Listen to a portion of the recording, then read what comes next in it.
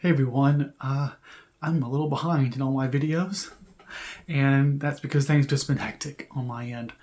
Finishing up my PhD and also dealing with moving plans down the road as I start a new job. I'm sure I'll talk about that stuff in other videos, but for now I just want to focus on my TBRs for July and August. I'm combining it because it's currently, the 13th of July when I'm filming this, so we're mid-July already, and I'm behind. I also haven't read as much as I wanted to, or at least not as fast, but I still have ambitious goals for July and August, so I decided to sort of combine it into one 2-month TBR, and hopefully I can tackle everything that I have set aside between now and then, because things fluctuate. Hopefully I'll just fit it all in.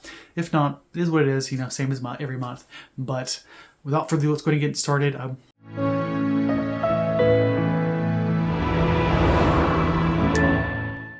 won't talk about the books I've already read, because I have read a couple of these. But let's go ahead and get into it. I'm going to start with 2 books that were on previous TBRs that I really should have read, but I'm going to keep carrying over, definitely. First off is going to be Orm Shadow by Priya Sharma. This is a sort of fantasy historical fiction in the same vein, I think, as Ursula K. Le Guin's fantasy work. It's not in audios, and I don't want to do text-to-speech, so I'm still set on reading it by my eyes because it's so short. I just need to wait until I have the right headspace and the right time just to sit down and do that. And it's going to continue being on this TBR, or set of TBRs, until I get to it. Other than that, there's also Brown Girl in the Ring by Neil Hopkinson.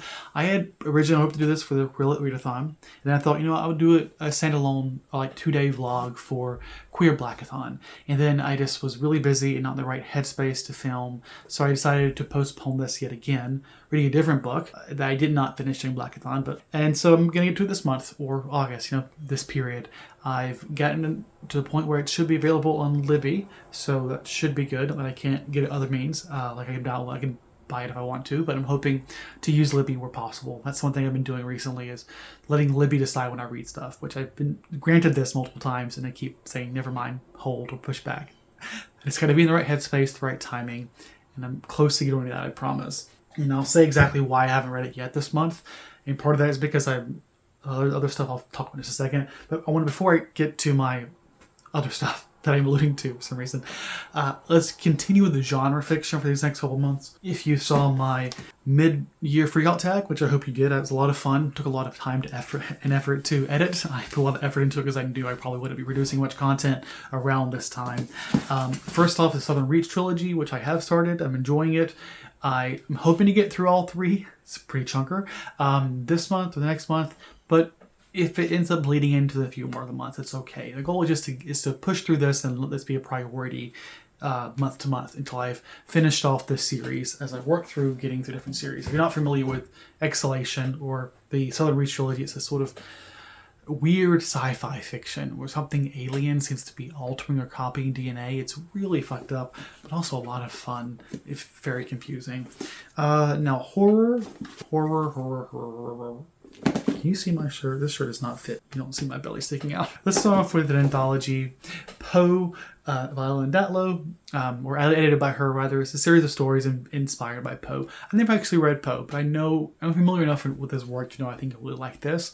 And I prioritize getting to one of her works. I try to get to her works once a quarter or so, make sure I read at least one of her anthologies, slowly work my way through her backlog as a very talented author, or editor, I guess I should say. Next up is another collection, as it is. The Ones That Got Away by Stephen Graham Jones, and I know I had this set aside for some reason. I love this copy. This cover is it's really sticky. It feels very high quality. And I had this set aside, but I have several of his works I want to read on my TBR and offer them.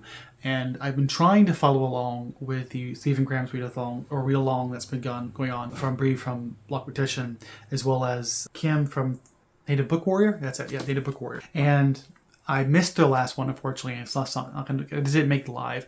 And I don't know what they're reading next. So it's a tiny possibility I might reshift my priorities if I find out they're reading something else. But I kind of want to read this, and I just found out it was released on audio, I think this year, in March. And as a backlog being updated, I want to support things that get brought up to audio. So, thank you for this. Let me have it now. Yeah, so that's another horror that I want to prioritize. You might notice I trying to fit at least one horror a month. Let's continue with the genre fiction. There is no genre fiction on my arc list that I have here, but it's sort of related to genres. First off is going to be a Tor or Macmillan or whatever arc, Nightmare Fuel. It's about not nightmare, but horror films, I believe. I've read other arcs like that. I think there was one, actually I think it was an anthology inspired by movies. But this one's actually like a fiction book, non-fiction book about horror movies, and I'm really looking forward to it, even though it's not on audio. Yeah, I'm hoping to get to it. My arcs might be low on the totem pole when it comes to if books get cut off from this list. Next up would be an Infinity of Worlds, and one I talked about or alluded to briefly in my mid-year freakout tag. One I'd like to get to, one of the lower priority ones, just because it's not just going to be one of those things where I can listen text to speech, which I probably can do for Nightmare Fuel.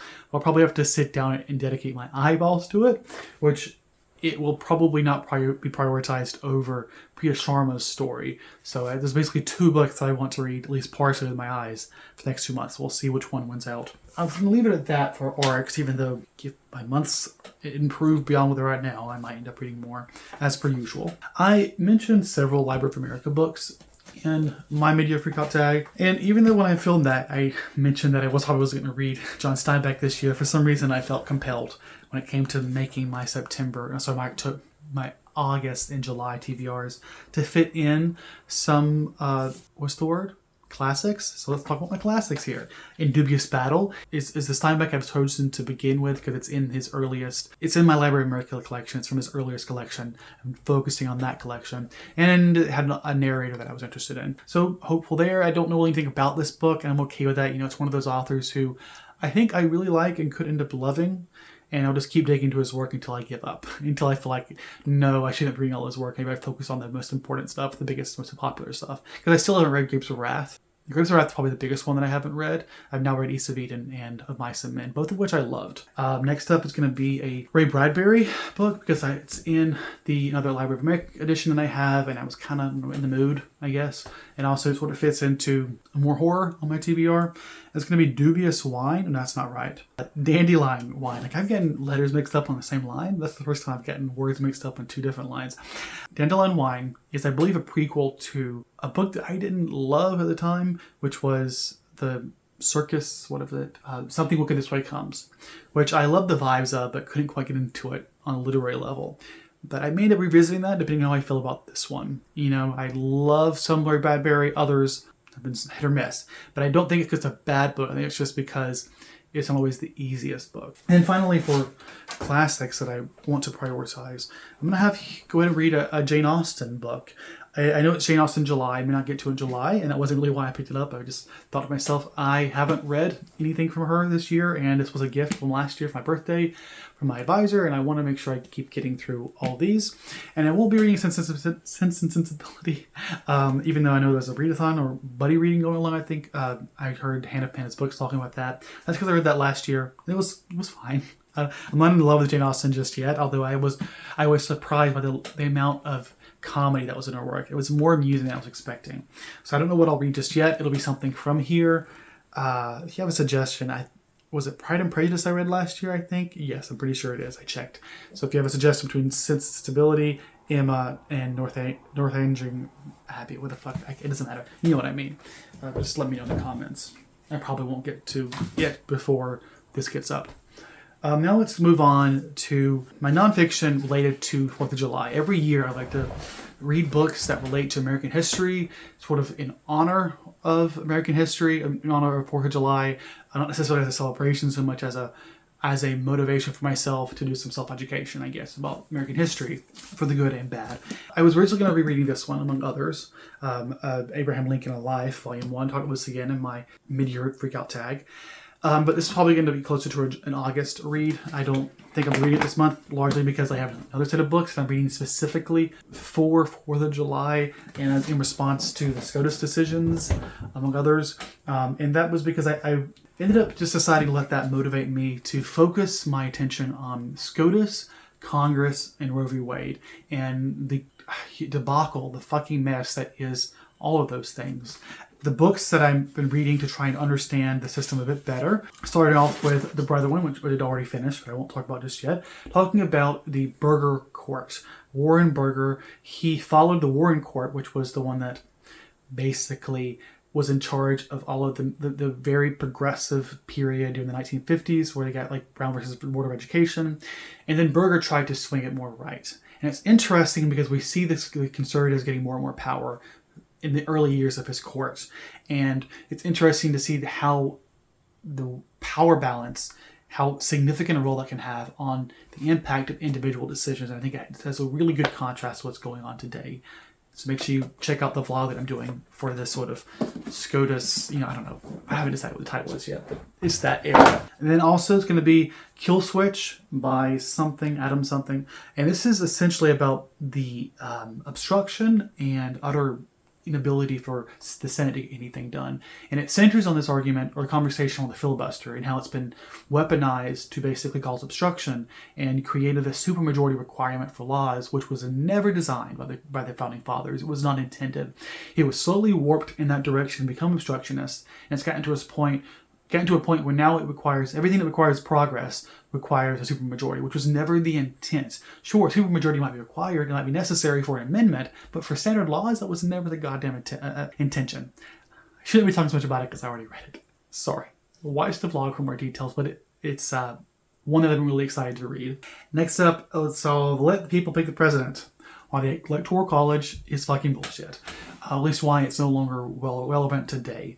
I haven't read this one yet, but I'm prepared to be persuaded or have my beliefs reinforced. And then lastly, specifically related to Roe v. Wade, in a conversation of women's bodies and how they've been controlled before and after Roe, really, and that is Killing the Black Body by Dorothy Roberts. Interestingly, I was already intending to read a Dorothy Roberts book, but it wasn't going to be this one.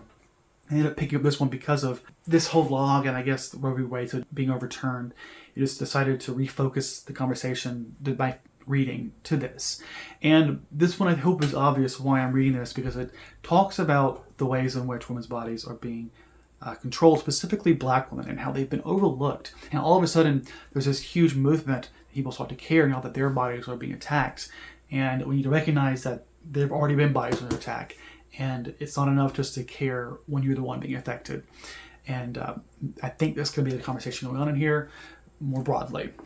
I expect it to be intense, so it's sort of been postponing. Politics is one thing, but this individual lives being affected is quite another. That's everything. I might be reading other stuff, depending on how my progress comes along. Those are all the books that I'm working on reading in July and August. I'm hoping it'll be all right. 8 or 9 books seems reasonable for a 2-month period. So 8 or 9 books each month, but we'll see just how busy I am. I'm currently packing, so that's a good way of listening to audiobooks, although I've been not listening to many books while I pack. So, okay, anyways, rambling as I hate saying goodbye. Thanks for watching. I hope you enjoyed this video. Let me know what you're reading in these couple months, and have a great day, okay? Stay safe.